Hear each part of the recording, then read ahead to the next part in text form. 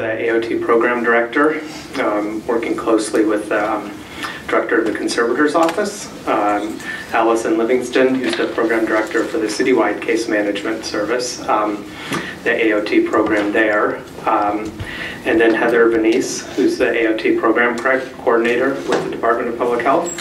So this is something that we on the inpatient unit encounter a fair amount and have a lot of questions regarding, so very exciting to have you guys here. And you're not here to listen to me talk, so I'm going to just go ahead and turn it over to you guys.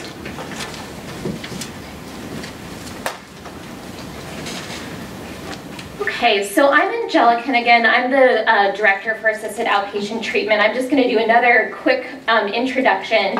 So we're really excited to be here today. We're going to talk about AOT, the law, criteria for meeting criteria to move forward with a court order, and then talking about what treatment looks like for AOT, and then what our first year of data looked like and some of the trends that we're already seeing. And our program just started in 2015, so a couple years young.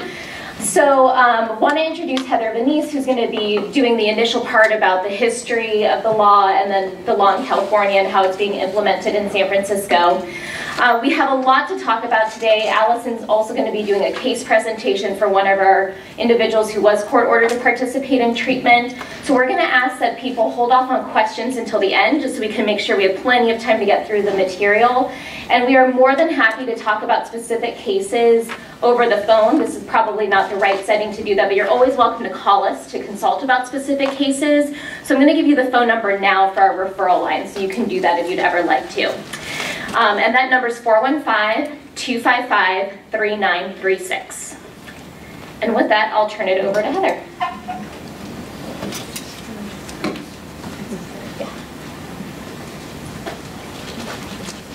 Okay, hi everyone.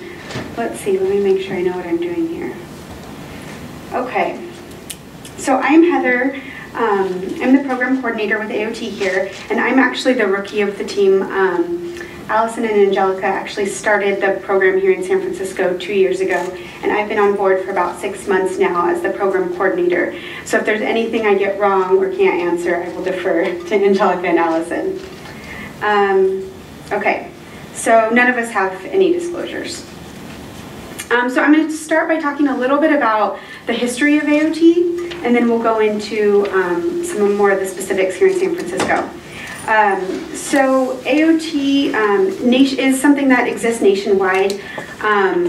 Almost across the country, we have 45 states that have different versions of AOT laws.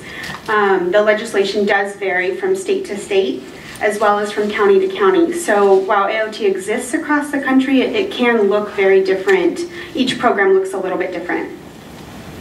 Let's see, sorry. The prevention versus response. So the whole goal is really about prevention. We're trying to work to reduce the number of hospitalizations and incarcerations that people are seeing and help support them to stay in their communities that they live in. And then in 2015, which was the same year that AOT started here in San Francisco, AOT was named an evidence-based practice. Okay. So a little bit more about the laws. So in California, the bill was actually passed back in 2002. And so various counties have adopted it since then. San Francisco specifically approved it in 2014, and then it was actually implemented in November of 2015. So we just hit our 2-year mark last month.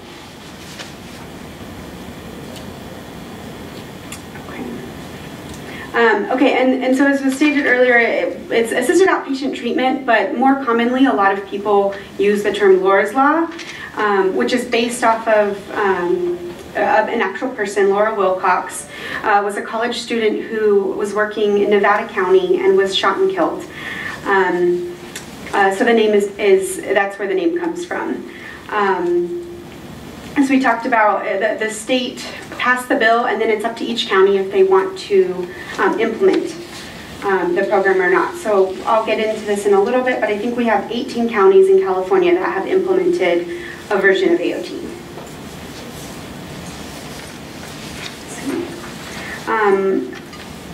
So essentially what assisted outpatient treatment does is it allows for court-ordered outpatient treatment for individuals with serious mental illness. It doesn't, however, include or allow for forced medications. So it's, a lot of people talk about conservatorships, and it's, that is one of the big differences. So we are a lower level court order that people can be court ordered to work with us. However, we cannot, we're not, even on a court order, we're not able to force medications on anyone. Let's see. And so, of course, designed to be,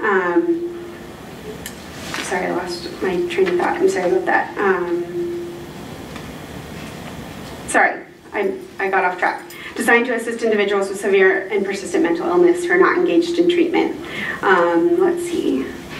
And I talked about that already. Goal of reducing hospitalizations and incarceration. Okay, so I was talking about the 18 different counties that have adopted, at least adopted the law, and there might be one or two, I'm not sure, that have not implemented yet, but these are all of the counties that have at least adopted it.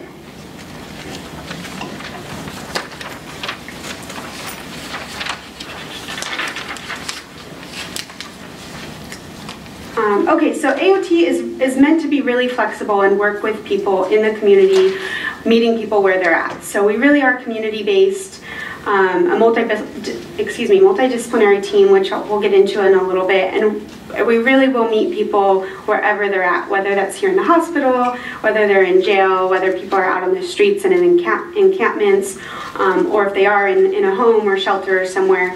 We really will go wherever people are at to work with them, and ideally to keep people in their communities, as we talked about. Although the law allows for court-ordered treatment, our goal is to engage people voluntarily. So we outreach people several times to try to get people to agree to voluntary treatment before moving forward with a court order. So our AOT team here in San Francisco is broken up into two smaller teams. Most of us are actually here today. So on the DPH AOT care team side, we have our director, Angelica Almeida, who's our psychologist and program director. As I said, I just came on board about 6 months ago, and I'm the program coordinator. And then we also have two team members who really do the bulk of the outreaching. They go out several times a week, often to the streets looking for people and in encampments, as we were talking about before, and do a lot of things like escorting people to appointments and stuff like that. And then on the citywide side, and Alison will come up and talk in a minute a little bit more about her side. Her side of the team really provides most of the treatment. We do sometimes work with people, of course, who may be receiving treatment in other programs, but we partner very closely with Citywide. And so in addition to Alison, we have a clinical case manager, Sandra, who's here, and Carrie is our psychiatrist on board. And I'm sorry, I just met our nurse, Dorothy, sorry Dorothy, as well as a peer specialist. Okay. I'm starting getting off track with my own notes, but that's okay. Okay, so going into sort of the process of receiving referrals and working with AOT. Initially, we considered a request for a petition, or essentially a referral. And thinking of it that way is that anybody that's being referred to us is essentially at some point considering that we may request a petition for court-ordered treatment. Of course, we're going to work initially to engage people voluntarily, but we're wanting to make sure we meet all of the criteria for the law that we may get to that point of actually requesting a court-ordered petition. We'll do a pretty thorough investigation, which includes a detailed intake, asking a lot of questions. We look into a lot of the hospitalizations and incarcerations to determine if they meet the criteria. If they do, and if they're not, if the person that we're working with, if we're unsuccessful in engaging them in voluntary treatment, then we would get to the point of filing a petition for court-ordered treatment. There's a court hearing where the person is encouraged and allowed to attend. They may at that time agree to court-ordered treatment, and then it would be up to the court if they grant the court order or not. Okay, let's see. So this is a piece that is, again, based off of a law, and it's very specific as far as the criteria for who can make a referral to AOT, which is, I think, really unique compared to other programs. So I'll go through the specifics. In order to receive a referral from someone, the person making the referral needs to either be an adult who is living with the individual, so a roommate or a partner or something like that, a family member, which is specifically considered part of the nuclear family, if you will, a parent, adult sibling, or a spouse. So unfortunately, that wouldn't even count like an aunt or an uncle or a cousin or a grandparent or something like that. A director of a treatment facility if somebody's at a residential program, a director of a hospital, a licensed mental health provider who's providing or supervising the treatment. So sometimes we have cases where maybe there's a case manager or an unlicensed provider who really has the bulk of the information. We really try to be flexible, and maybe we'll get that information from that person as long as they're working under a licensed provider who can be the official referent. And then let me add the last one, and then I'll touch on that, as well as peace officers, probation officers, or parole officers who have them on their caseload, have a person on their caseload. So some of these things get very specific. Of course, oftentimes police officers don't carry a caseload, so they may not qualify for that piece. As well as we're talking about, the case manager maybe isn't licensed or something like that. This criteria is very specific, and we do have to follow it, but we really want to be flexible. So if you're not sure, if you have a question about this, please feel free to call us. We can consult. There's been often times where we've been able to talk through and say, unfortunately, I can't officially take the referral from you, but maybe there's a family member involved who's willing to be the official referent, or maybe there's another licensed provider at the, the SRO where the person lives or something like that. What is a license? How could they be case managers who are not licensed? Aren't case managers all LCSWs or something like that? Not necessarily. And I don't want to get too much into questions right now because I want to make sure I don't go over on time, which I might already be. But there are many case managers and non-licensed providers who maybe are working under licensed providers that have the bulk of the information. So continuing in the process and meeting criteria. So the other piece to note is about the crisis piece. So sometimes we'll get calls about an individual who might be in acute crisis, and we are definitely able and happy to talk through that, and if appropriate, we can go out and assess and work through a crisis plan. However, we aren't a crisis response team or program. We're not set up to provide immediate crisis, so we don't want to take the place of calling 911 or mobile crisis or something like that. So continuing in meeting criteria. Now, criteria for the specific individual, again, it's all based off of a law and is very, very specific. So individuals need to be adults 18 years or older, residents of San Francisco. Of course, that doesn't mean they have to have a physical address and a home or a house or something like that. If people are on the streets, that's okay, as long as we really can identify that they're spending the majority of their time here in San Francisco. As we talked about before, of course, having a severe and persistent mental illness and being unlikely to survive safely in the community without supervision. So really it's that we're concerned that the person is really failing in the community and not going to continue to be able to be safe in the community without intervention. So the very specific ways that we define that or are able to say that a person might be unlikely to continue to live safely in the community is looking at a history of lack of compliance. So these two things are very specific. That a person needs to meet either having 2 inpatient hospitalizations, unfortunately a PES or just like an emergency room visit doesn't qualify. So 2 inpatient stays where they're actually admitted to the psychiatric inpatient floor, or 2 incarcerations where they actually had contact with the jail psych team. Or one serious act of violence in the last 4 years. Okay. Continuing with the criteria, once we've gone through all of that criteria and established that, and that's out of the way, then we have to look a little bit more to ensure that AOT is going to be able to support this person. So we want to make sure that they've had opportunities to participate in voluntary treatment. Have they even been offered that? Sometimes we get calls from programs or places wanting to do a referral thinking, oh, AOT might be a great fit, and then realize the person was never offered voluntary services and they're actually agreeable. So that then a person wouldn't qualify for AOT at that point if once they're offered and agreed to services. As we talked about before, making sure that their condition is substantially deteriorating. So to meet criteria, we want to be able to say that this person is substantially deteriorating in the community, or there's substantial history and evidence to support that they're not going to be able to stay safe in the community.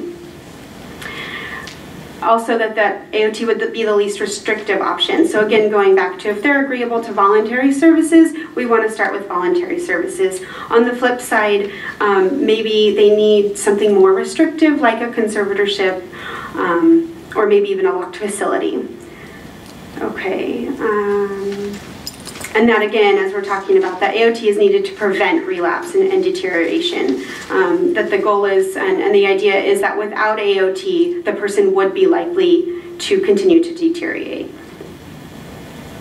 And then we have to be able to say as well that they're likely to benefit from AOT. So perhaps, you know, if we have someone who is maybe never, is really hard to locate, maybe they officially live in San Francisco, but are out of the county or out of the state more than they're here, and we're not actually able to find them, engage with them, outreach them, it might be hard to say that they're likely to benefit from AOT.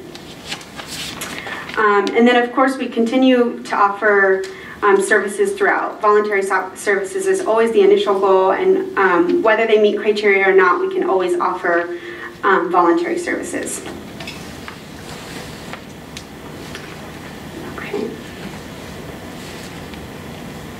So then from there, if it looks like we're at a point now where the person is meeting criteria, we'll do a review of records, of every records that we have access to. So when someone's making a referral, we ask a lot of questions, as much as you're able to obtain as far as incarceration history, hospitalizations, any community programs that they've worked with, things like that.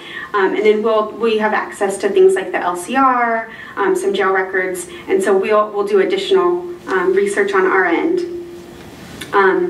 If they meet all of the criteria, we will work to outreach that person, like I was saying, really wherever they're at. Again, we need to know where they're at. So there have been a few cases where maybe somebody is on the streets and really we don't have any way of getting a hold of them. That may be more difficult. But even if you know they're homeless on the streets and regularly at this corner, at this coffee shop or something like that, we can do pretty regular outreach to that area. When we meet with a person, we'll do an assessment, review their rights, and offer voluntary services. Let's see.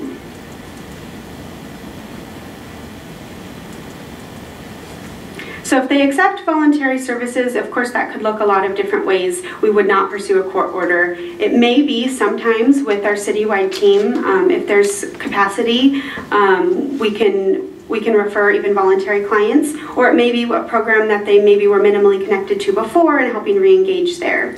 If they don't accept voluntary treatment and they don't meet the criteria, we can offer referrals to other places, but would then have to close the case on our side.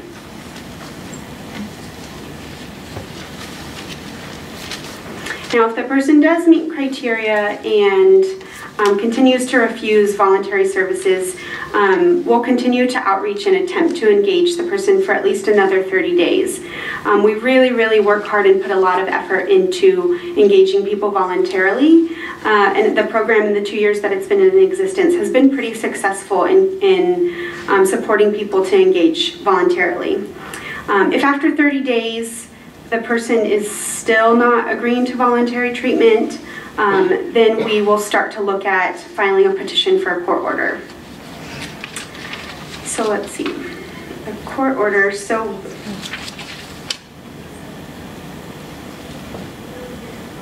I guess that's everything that's on this page, I'm sorry.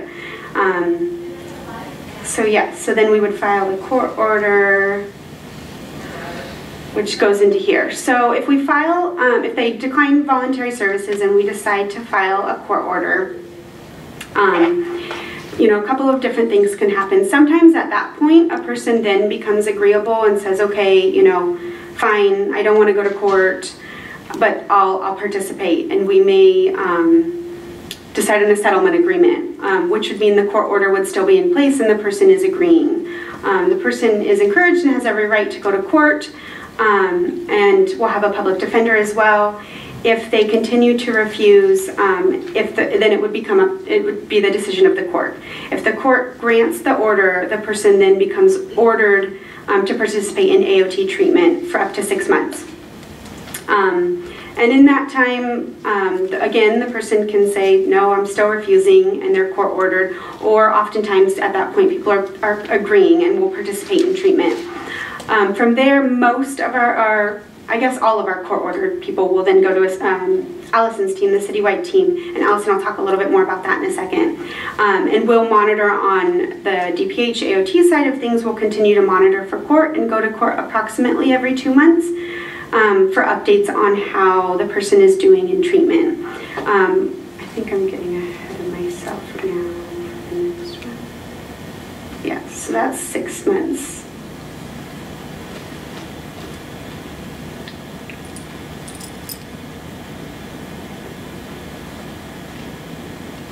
Okay. Sorry, I think I was going into this one a little bit in the last slide. Yeah, so as I was saying, so about every 2 months, about every 60 days, we'll go to the court.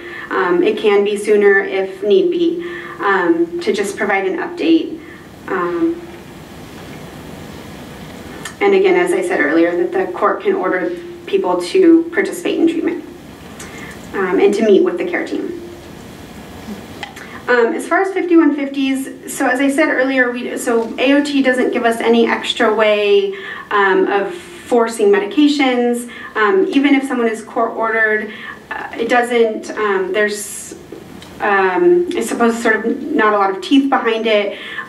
As far as meeting a 5150 criteria, that would be the same as anybody else in the community. So there's no extra sort of change or shift in the criteria for that. If somebody is AOT court ordered or not, it's the same criteria for a 5150.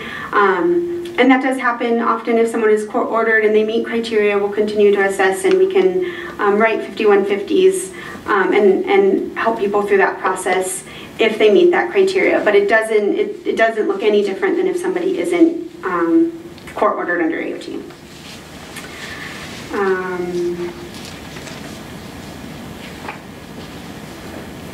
And then of course at any time in the 6 months, if a client wants to, they can request through the courts that we prove that they are still meeting the criteria for AOT. And then this is what I was looking for in the last statement, that at the end of the 6 months or getting close to the end of the 6 months, if the person is still benefiting from AOT and we think may need an extension, we can request an extension for an additional 6 months. So people can be potentially court ordered in AOT for a total of a year.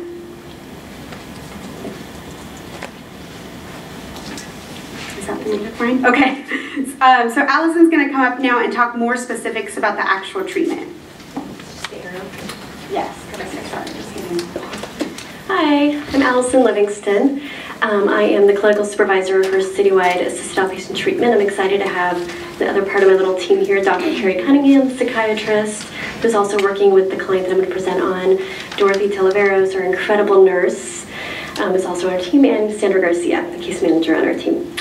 So we are the treatment provider, and all of our clients, we predominantly work with clients that are part of the court process, but actually we also work with clients that are referred to AOT to meet criteria, but they voluntarily agree to treatment. We actually work with them for a short period of time to help stabilize them and link them to long-term services. So we take when we start working with our clients, we do an incredibly thorough records review. We look at past treatment, we talk to family members, past providers, we look at what has worked, what has not worked, and come up with a very extensive treatment plan that really incorporates also the client's hobbies, interests, particular needs that they have, which is often changing and dynamic as we work with clients that are often quite impaired in the community, and things often can change quickly. Does not include an affidavit B medication order. So AOT is really seen as another intervention tool, another tool that case managers, social workers, doctors have in their back pocket that could be useful for clients. It doesn't work for everybody. And ultimately the goal is to really get them linked to the behavioral health services, reduce hospitalization, incarceration, and victimization. And so actually I would say 75% of our time is spent in the community, outreaching our clients wherever they are, and that really can be the hospitals, the jails, street corners, their family homes, SROs, wherever they are. We're focused on recovery and wellness. We really do meet our clients where they are. We really do try to look at what is important to them, building alliance and rapport with them. This sometimes can take a long time. A lot of times it involves spending a lot of time with them, really getting to know them and helping them to trust the mental health community, which a lot of times can be a barrier for a lot of our clients. So we are a full-service partnership, which is funded by the Mental Health Services Act, which is part of Prop 63, where millionaires are charged 1% tax, and that's what pays for this program. So the next two slides are all the services and treatment that we provide, which actually are part of the law. They're actually what intensive case management in San Francisco provides to all clients, but we have to be especially concerned about this since it is part of the law. A really important one is the trauma-informed care. A lot of our clients have experienced a lot of trauma, especially throughout their lives in childhood, but also just from being homeless for a number of years. And so we're really careful about the configuration of who approaches the individuals we work with, how we approach them, and things like that. Bringing in families, bringing in their support system to help build trust and alliance. And so a really important one here that's a little bit unusual for AOT in that if we have clients who want to reunify with their children by law, we do have to assist them in linking to family law services or any services to assist with that. Some other important things, so vocational rehabilitation, we have really great employment services within the County of San Francisco. Really anything our client is interested in, we take it as our responsibility to help support them and link them, which also helps link them to treatment ultimately, if they feel like they're getting something out of it. So ultimate goal is treatment engagement. We want our clients to be able to build a rapport with us or to trust the mental health community again in order to link them to a long-term provider and keep them on the path to recovery and stability, reducing hospitalization, incarceration. This can be a long task. Obviously, we can work with our individuals for about 6 months to a year. And so we really feel like we have this very limited amount of time, and we try to sort of wrap them around with every service possible to help link them and get them into the behavioral health services. Ultimately increase their quality of life in the community. So really quickly, we have about 9 programs within UCSF citywide. Here's a few that we're actually one of the smaller programs. So I'm going to do a little case presentation about a client that we care a lot about, and we're excited about some of the growths that they have made. So our client is a 29-year-old female who's Native American. She was referred to assisted outpatient treatment in 2016 by her mother and was formally court-ordered in September of 2017, so just a few months ago, which is when she actually began receiving intensive case management services with our program. This client is well known to the San Francisco system of care, HUMS, and has been had multiple systems that were involved in trying to care for her and outreach to her, including the homeless outreach team, street medicine, psychiatric liaison, the San Francisco Police Department, mobile crisis. A lot of people over the years have really tried to support this individual in stabilizing, and we're not successful. This client is diagnosed with schizophrenia as well as polysubstance dependency, although we mostly think that stimulant use is the issue, and then also a rule out for PTSD. This client has had 36 psychiatric PES admissions in the last few years, and very infrequently was actually admitted to a psychiatric inpatient because it was thought that most of it was due to substance use. And so when we came in, we really did a lot of advocacy around being admitted. She actually moved to San Francisco in 2011, which is when we think she actually has been homeless throughout this time. Was mostly seen around encampments, although it never really seemed to be quite a part of a tent encampment. It was pretty isolated, alone. Client's typical presentation during this time was very poor grooming, a very thick layer of dirt, improperly clothed, very guarded, could easily become aggressive, was very scared, very isolative, a lot of times would not speak, and you had to tread very lightly, could become aggressive, was often brought to emergency services when police were trying to clear or move the encampments and wasn't able to sort of go along with that and would become aggressive with police officers. She also has pronounced negative symptoms with a flat affect, lack of ability to really care for herself, for grooming, really even awareness of that. So when the AOT care team actually initially started approaching her, they would just try to approach her. She would immediately start yelling and posturing, and would become aggressive, and it took quite a while to try to find something that would engage her. We ultimately found out that food was something that she did care about, and that ended up being kind of a carrot. So while multiple providers did actually really try hard to try to engage her in treatment, they were not successful. And really she would refuse help of any sort. The hospitals felt a little bit hopeless, so to speak, in trying to help her. So this client was born in Alaska and lived there until around the age of 15. Her parents separated when she was about 6 months old in the context of domestic violence. She was a middle child. Her mother reports that she had a good childhood with many interests, including horseback riding, reading. She was actually very bright, did very well in school.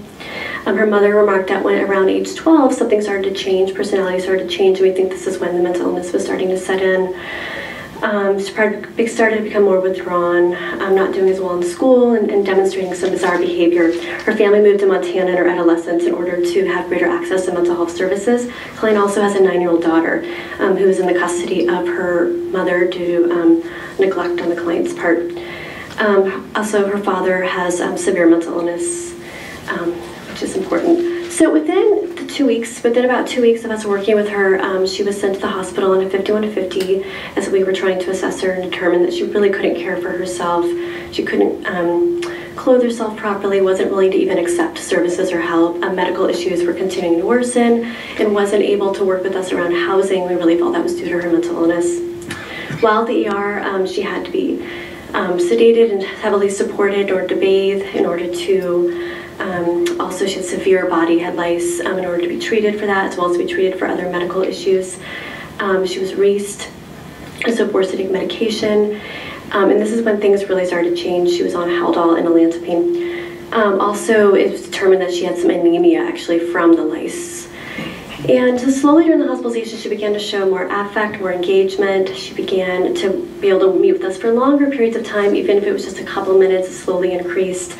We worked really collaboratively with the hospital to support her in staying on the unit until she really could become organized and stable enough to accept housing support. The first therapeutic gain, I think, was made when we first, Dr. Carrie Cunningham and I helped discharge her from the hospital, took her to where she'd be staying in a temporary stabilization unit, and the next morning she was still there. And that was a big growth, a big improvement. So during this time, we outreach her most days of the week. We've supported her in linking to many resources, including applying for Social Security, receiving medication in the community, receiving IHSS support, Meals on Wheels, and any type of support that's needed for her to live safely in the community. She's now accepting the medication voluntarily in the community, and we've noticed that she's starting to build trust. She's starting to have more spontaneous conversations. She remembers when we're going to come by sometimes. She happily goes to coffee with us. She's actually talking about past interests that she used to have. She's even now actually calling her family on her own and talking to them and asking for information about her daughter, which is really special. We really think that the consistency of outreach, of us really meeting her where she is, very slowly trying to work with her and build a rapport, has really created a lot of these changes. Some strengths she has: she's very kind. She shows the ability to attach to providers. She's interested in horses, drawing, reading magazines. She's also incredibly resilient, considering she was homeless for all these years. And the ability to attach is really huge. So some ongoing concerns that we have that we're really working with is around linking her to long-term care, to a long-term provider. Obviously that's going to be a very long, thorough transition. Continuing to support her on medication compliance, helping her to continue to take her medications. Substance use, we're also looking very closely out for that, providing a lot of support to her around that. Maintaining ADLs while continuing to shower and take care of her body lice continues to be an issue. We're continuing to support her closely, addressing the trauma, continuing to be aware of that on a regular basis. and helping her remain housed and supporting her in obtaining SSI to afford long-term housing. So, thank you.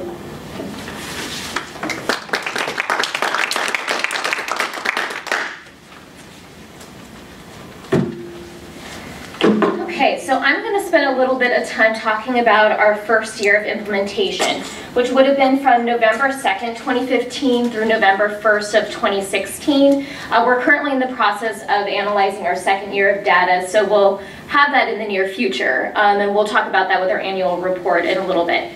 So in our first year of implementation, we had a total of 214 calls to AOT. 106 were for information only, or people who just wanted to know more about AOT or consult on a case, whereas 108 were referrals that were made to the program.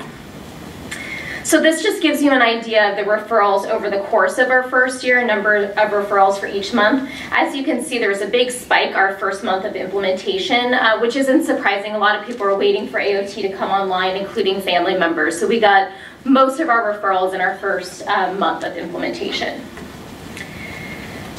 So in looking at the number of court orders, both Alison and Heather mentioned this, but one of our priorities is to engage individuals in voluntary services and really for the court order to be a last resort. So in our first year of implementation, we found that 60% of the individuals that we had contact with, we were able to successfully engage in voluntary treatment. And again, the idea of a court order is really to use the symbolic weight of the court to leverage someone into care. But as Heather indicated, it's not something that allows us to force treatment. And it's ordering somebody to participate in outpatient services. And so this is looking at the number of court orders throughout our first year. So we had 7 total court orders, 2 of which were extensions of existing court orders. What I think is important to note that in three of the cases, these were settlement agreements, where essentially after we filed a court petition, the individual agreed to work with us. 3 were court orders where we went through a hearing and the judge formally ordered the person to participate in treatment. And 1 court order was withdrawn because we were unable to locate the individual to serve them with a copy of the petition and inform them of their future court date. The other thing that I think is important to note that this is much lower than what other counties see, and I think really speaks to, as Alison was mentioning, the kind of slow engagement process and being successful in engaging people in voluntary services. So in looking at referral sources, this just gives you an idea of the qualified requesting parties and who we've received referrals from. 87% of our referrals came from family members or treatment providers. And looking at location of referrals, 74% of our referrals came from within San Francisco County. Also a lot of other neighboring counties. Of course, we're a pretty small area in the Bay Area, so it's not surprising that there's individuals who live in San Francisco, but maybe have family members outside of San Francisco who made referrals.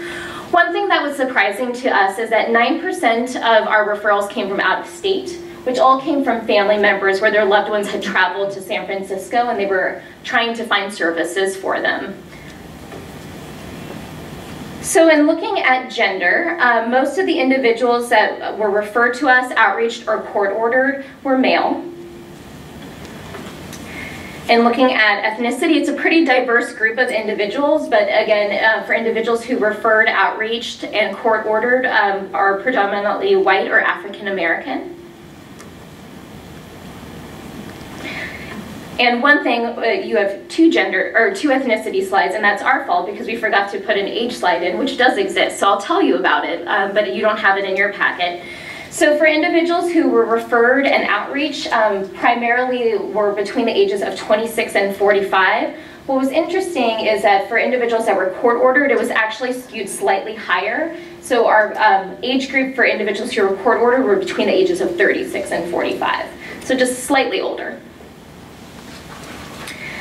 So in looking at preliminary outcomes, again, from our first year of implementation, the average amount of time working with AOT was 124 days, or about 4 months. And again, really speaks to what Alison was discussing in terms of the length of time it takes to stabilize somebody and really successfully engage them in voluntary services. It is by no means a fast process. And looking at the average number of contacts we had with an individual, the AOT care team had an average of 2 contacts a week with an individual. And for individuals who were court ordered and working with UCSF Citywide, that team had an average of 54 individual contacts with them over the course of the court order. 40% of the individuals that we worked with had a history of homelessness in the 36 months leading up to their referral to AOT. 60% of individuals, again, accepted voluntary services. One of the important things that we do as part of our evaluation process, in addition to gathering statistics, is that we also look at qualitative data and gathering feedback from family members and participants in the program. So in terms of feedback from participants, something that we're very proud of is 100% of individuals surveyed reported feeling hopeful about their future, which I think says a lot about what we're trying to instill when we're working with individuals. In terms of feedback by families, families reported feeling an increased awareness of services in San Francisco and understanding more about how the system works. And again, we're very lucky that we have a team that's dedicated to providing family support. And of course, this leads to ongoing frustrations about confidentiality and the limitations of the law. Again, because we're not able to force somebody into treatment or force medicate, there are oftentimes some frustrations around that. But we also have the capacity to have those ongoing conversations with families to provide that psychoeducation and discuss that. So again, looking at our preliminary outcomes, one thing we looked at is psychiatric emergency contacts, hospitalizations, and incarcerations, and whether there was any significant difference between the time before somebody was referred to the time after. In terms of psychiatric emergency services, individuals had an average of 7 contacts with PES in the 36 months prior to engagement with AOT. What we found is that there was a statistically significant reduction in PES contacts from the 36 months prior to after we began working with them, and also from the 12 months prior to after we worked with them. In looking at hospitalizations, individuals had an average of 3 psychiatric inpatient hospitalizations, totaling 24 days on the inpatient unit in the 36 months prior to engagement with AOT. We did not see a statistically significant reduction here, but we are hopeful that we will with additional time in the program. Another thing that I think is important in terms of how we conceptualize this data is that we really don't see it being a negative thing, that there's not a reduction in hospitalizations or time on an inpatient unit, because we want to make sure that people are getting the right care. And sometimes that includes the higher end of our system, including inpatient hospitalizations, although it will be something that we continue to monitor.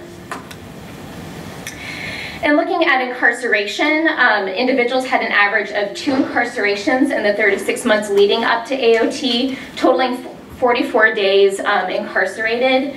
Again, there was no statistically significant difference during our first year of implementation, but there was a trend towards significance. So again, we're hopeful with additional time we'll see a statistically significant reduction here as well. So in terms of next steps, I mentioned that we collect both quantitative and qualitative data. So again, quantitative data really looking at hospitalizations, incarcerations, crisis contacts, number of referrals, etc. Qualitative data looking at interviews that we have with participants, surveys, and interviews that are done with both participants and family members.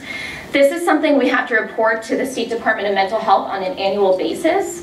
And so that gets posted on our website, which we'll have for you in a second, each year. So we have 2 reports up there so far, and then we'll be working on our second one that gets posted around in April, early April. So we also have a requirement through the Board of Supervisors to have a long-term evaluation, where after 3 years of implementation, we're looking at the efficacy of the program in San Francisco, as well as the cost effectiveness of the program. Something the Board of Supervisors required that we do is utilize an external consultant to ensure that there weren't any concerns around how data was being analyzed or captured.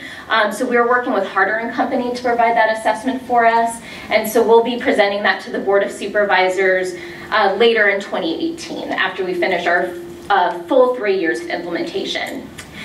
And again, something that we found is that we, again, are very successful in engaging people in voluntary services in ways that we aren't always as a system of care. And so we want to utilize the information that we're gathering to see if there's any best practices that we can glean that can be utilized across our system of care so that we're more effective as providers. So again, this is information, our website is up there, which has all the information that we've talked about, including fact sheets for families or people who are interested in knowing more about the program. It also has our annual reports for anybody who's interested in seeing that, and information about how to make a referral. And then this is all of our contact information for Heather, Allison, and myself. So we want to make sure that we had some time for questions. So it looks like we have about 10 minutes left. So we'll go ahead and open it up for questions at this point. Sure. Hi, Dan. Hi. So I understand that every county implements Laura's law differently. Because I know, so is it my understanding that in San Francisco, if somebody is in AOT, the maximum that they could be in that program is 1 year? So then they have to be referred to the regular mental health system? Because I know that in Nevada County, I have a friend whose son was court mandated in the program for 5 years. He's now, and had the same case managers who went to his house 3 times a week, and he's now living with his girlfriend and just graduated into regular services. But it was 5 years.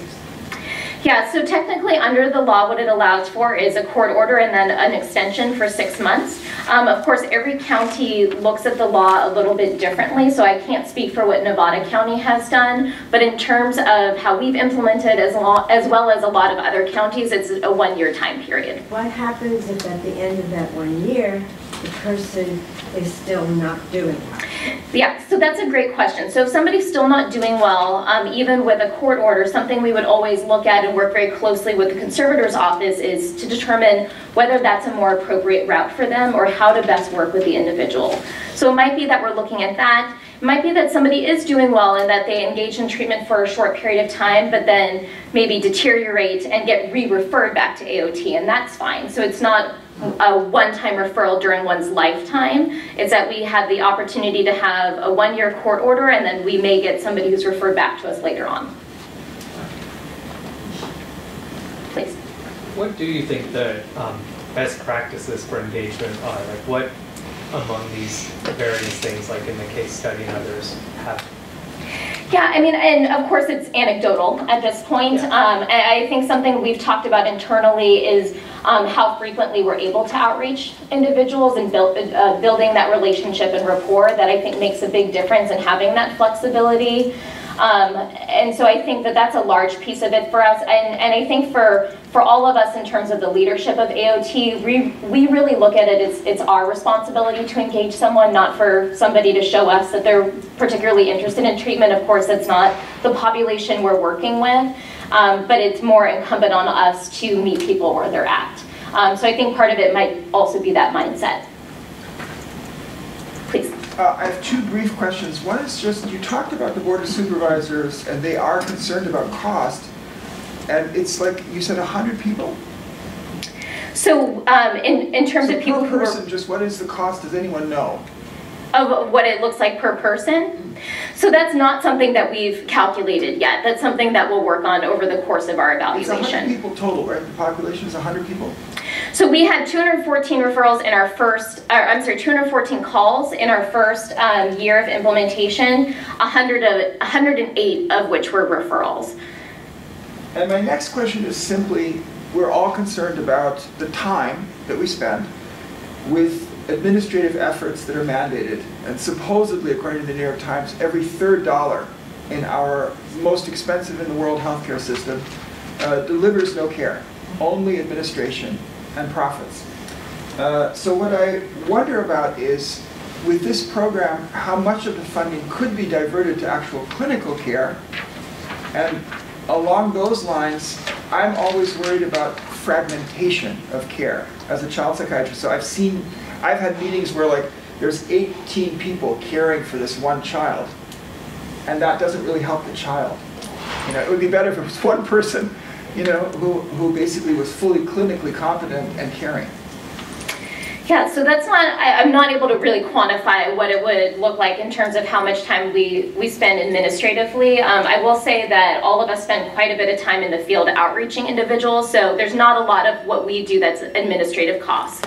besides going to court and providing those services. But that's a big part of the program, so I certainly don't look at that as kind of wasted dollars.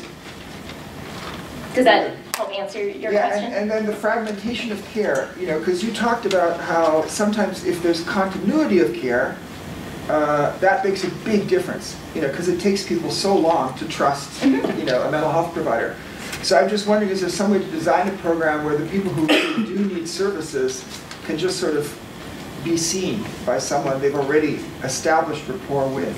Yeah, and I think that's always a challenge in balancing because, besides the challenges of transitioning people to care for whatever reason that may be, there's also issues around people leaving and needing to transition, those things that naturally happen. And so I think something that is important to us is that we start talking about transitions from the get-go when we're working with somebody. So it's never something that's happening quickly. It's something that we make sure we take plenty of time to do. And our last evaluation where we were looking at people that we worked with our first year, all of the individuals that voluntarily agreed to participate in treatment were still connected to care. So that's something that we spend a lot of time doing, that transition, so that people don't fall off. Yes? The slides that you had comparing the pre and post, what time period is were the numbers for the sort of post period? For the post. So we did it, captured all the data on one day, but what we did so that we were looking at apples and not apples and oranges, because of course we were comparing 36 months to a time period much shorter, is we looked at monthly average so that we were doing a true comparison instead of looking at just like total average pre and post. Of course, we'll have much more comprehensive data the further we get out from those initial individuals. So, for example, our year 3 evaluation will be statistically looking at a comparable time period, so that'll give us additional information. And what was I going to say? And the people, is that just for the court-ordered people, or is that everyone? That's everyone, yeah, that we looked at. And that was important just because obviously the court-ordered population is a really small population, and we wanted to make sure that we captured all the individuals that we were working with and had contact with, because the bulk of what we're doing is engaging individuals in voluntary services. One second. Go ahead. Yeah, I have about 3 questions. You made references to medication as sort of no forced medication. But of the people on your program, how many people are involved with medication? So, I don't have a specific number that I can give you right now. We, certainly most of the individuals that we work with would certainly benefit from medications. And that's something that we, again, work to develop that rapport so that they can talk to their psychiatrist, and that may take some time to get them on medications. Do you have a psychiatrist who I think is here? Might she address this and have some idea about it, or? Sure. So I started in September. I have 5 people on my caseload right now, and they are all taking medications to one extent or another. And we really try to focus on transitioning people when appropriate to an IM medication, a longer-acting medication, because typically these are people who have histories of poor medication adherence in the community. And are the whatever the 108 referrals, so 5 are on medication? No, 5 are on my caseload. Yeah, so that's just with Citywide, and Heather mentioned this, if somebody has an existing provider or wants to work with a different agency, we work to make sure that they're working with those agencies. So that's a very small kind of picture of who our whole population is. And will your report capture this information? Yeah, that is something that we look at. And then if you also stressed that you would prefer to have the services voluntary, and that's largely what's going on. So if the person transitions to voluntary services, do they get the same level of services that the people who are actually court-ordered, particularly housing, which as you know is very challenging in the city? Yeah, so it would seem like if they're court-ordered, you're mandated to find housing for them, but if it's voluntary, do they just go to the bottom of the list, which is So that's actually something, if somebody's court ordered, that we would make sure that they're in stable housing before we're transitioning them to long-term care. So it's not, we would make sure that that's in place before we're transitioning them. But, and of course housing is something that we chronically struggle with in a large city like San Francisco, but something that all of our providers are always looking towards engaging individuals in housing. We also can't order somebody to be in housing as part of the court order, but that is a way that we can engage individuals by helping them get into housing. And Citywide does an amazing job, again, to make sure that people are in stable housing that is paid for through whatever means, including their own benefits, to be able to stay in that once they transition out of the program. So would you say of this 108, they're all in stable housing, or do you consider an SRO stable housing? So I think it depends on, an SRO might be stable housing, unless it's a stabilization unit, which is a time-limited amount of time that they're at that housing. Certainly not the 108 referrals are in housing. There's a number of people that we've worked with over the course of the years who aren't interested in support around housing, or don't want to be in housing. And again, that's part of the meeting people where they're at. And do you know what percentage of the 108 are still without housing? So I don't have that, but that's also something we look at in our annual report, is how many individuals were able to get housed over the course of the program. Yeah, and then there's a program, a new program that Mayor Lee was interested in, and London Bree is also interested in, which is the Stepping Up initiative. And I'm wondering if you're familiar with the program or involved in it. So, you know, I know a little bit about it. I can't say that that's something I'm primarily involved in, though. Okay. Go ahead, Dan. Question about, so this 3 years, so when people graduate from the program and they transition into services, are you still tracking them to see if those services, are they still engaged? Because I know in my case, under the voluntary conservatorship program, once that was over, there was no tracking, there was no attempt at outreach, and it's like, you know, you're gone. The year is up, I don't have to do it anymore, you know, and you have to meet 5150 criteria again, whereas in some other states, you can be brought back to PES for an evaluation if you're under this program before you have to go all the way back to being an imminent danger to you. Yeah, so that's not something that we certainly look at it for our annual report, and we'll look at retrospectively.